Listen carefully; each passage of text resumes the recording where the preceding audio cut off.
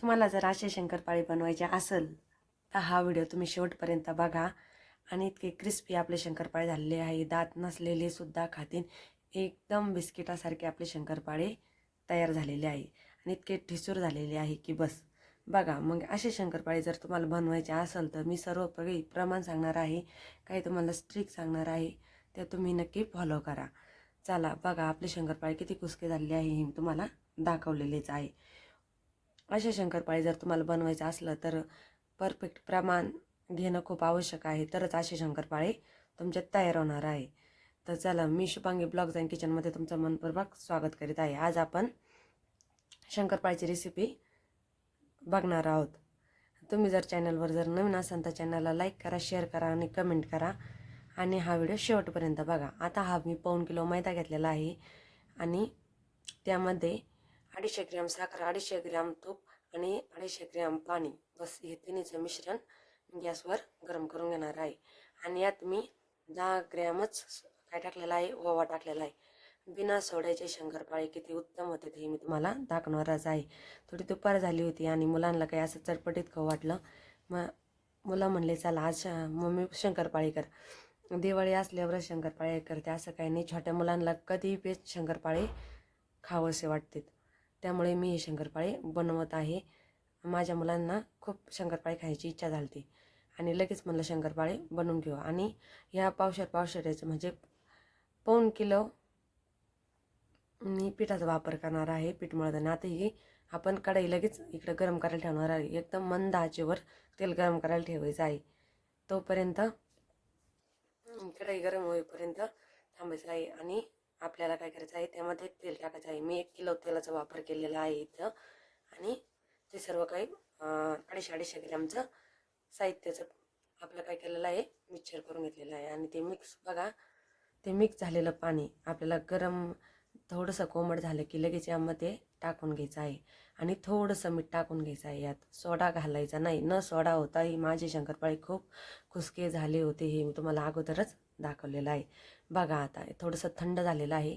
चमच्याच्या साहित्याने किंवा उलटणीच्या साहाय्याने तुम्ही ते त्यामध्ये थोडं थोडं करून घालायचं आहे बरं का.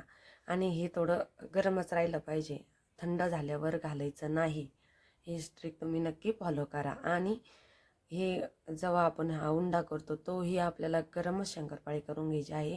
तुमचा एकही शंकरपाळा विरघळणार नाही याची मला गॅरंटी आहे. इतके सुपर शंकरपाळे तयार होतात आणि ओवा टाकल्यामुळे त्याची वेगळी टेस्ट येते आणि एकदम छान लागतात. तुम्ही अशी रेसिपी नक्की ट्राय करून बघा. आता थोडं थोडं करून मी हे पाणी त्यामध्ये ॲड करून घेणार आहे. बघा आता आपला उंडाही आता ते गरम असल्यामुळे मी काय लगेच हाताने मळवणार आहे. अगोदर चमच्याच्या साहित्याने मळवलेलं आहे, त्यानंतर मळून घेतलेलं आहे. आणि तुम्हाला माहीत आहे शंकरपाळ्याचं पीठ हे जास्त पातळ नसतं आणि जास्त लुचं नसतं. बघा आता त्या ह्याच्यात किती परफेक्ट आपलं पीठ मळून झालेलं आहे, तुम्ही बघितलेलं आहे. आणि इकडे आपलं तेलही गरम व्हायला चाललेलं आहे. तर मी असं एकसारखे उंडे करून घेणार आहे, तेही मी तुम्हाला दाखवणारच आहे. आणि असं पीठ जर झालं तर समजून घ्यायचं तुमच्या शंकरपाळ्याला खूप सारे लेअर पडणार आहेत, एकदम खारीसारखे तुमचे शंकरपाळे होणार आहे. आपल्या रेसिपीत कुठलीही कमी नाही, तुम्हाला माहीतच आहे. शुभांगी ब्लॉग्स अँड किचनच्या रेसिपी अगोदर बघितलेल्या आहे आणि आपल्या चॅनलची ग्रोथही खूप छान आहे. माझे यूट्यूब फॅमिलीने मला खूप सपोर्ट केलेला आहे, त्यामुळे तुमचं सर्वांचं धन्यवाद. आणि असाच सपोर्ट करीत राहा म्हणजे आपला चॅनल लवकरच मोनेटाईज होईल. आणि आता आपण शंकरपाळे बनवून घेऊ. बघा आता एकसारखे उंडे मी करून घेतलेले आहे. मी काही जास्त मळून न घेतलेले नाही, नंतर मी मळणार आहे. पण एकसारखे आपल्याला तुकडे त्याचे छोटे छोटे असे बॉल करून घेणार आहे. आणि आता एक एक आपल्याला लाटून घ्यायचे आहे.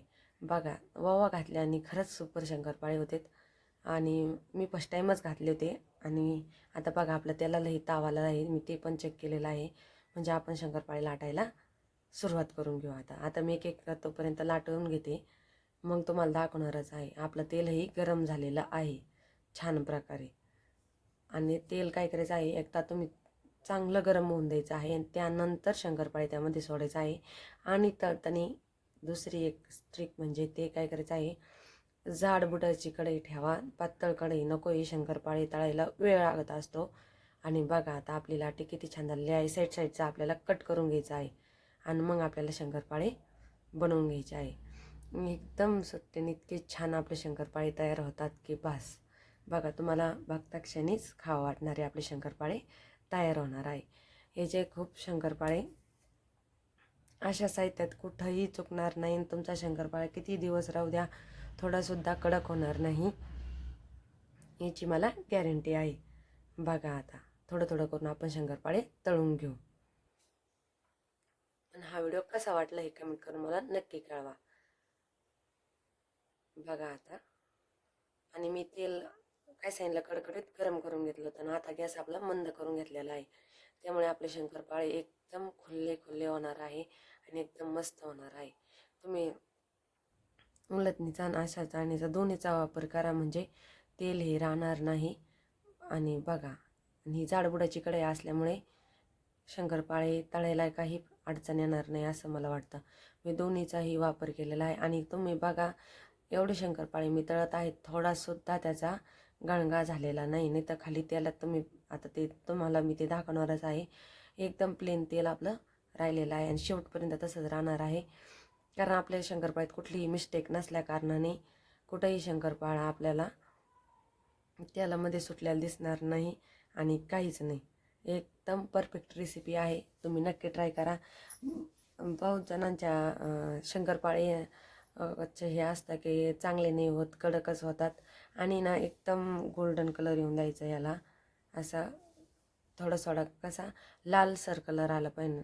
बघा मी दाखवल्याप्रमाणे तुमच्या शंकरपाळ्याचा कलर घ्या. एकदम दुकानातही असे शंकरपाळे तुम्हाला भेटणार नाही. इतके उत्तम प्रकारे आपले शंकरपाळे तयार झालेले आहे.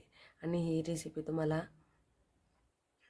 कुठे यूट्यूबला अशी मिळणार नाही. इतकं मी सगळं काही मला व्यवस्थितच सांगितलेलं आहे. प्रमाण पण तुम्ही जर असं प्रमाण जर वापरलं तर तुमचे शंकरपाळे परफेक्ट होते. जर तुम्हाला तुमच्या पिठाचा अंदाज येत नसेल तर तुम्ही काय करायचं, थोडंच पीठ परातीत घ्यायचं आणि जसं जसं पिठात ते जे आपण मिश्रण केलेलं आहे तयार, ते थोडंच टाकूनच पिठाचा उंडा मळवायचा. म्हणजे तुमचे शंकरपाळे कुठं बिघडायचं जर तुम्हाला वाटत असेल तर तुम्ही थोडं टाकूनच दोन्हीचा उंडा मळून घ्या. जेवढं पीठ संपतं तेवढंच पीठ त्यामध्ये घाला.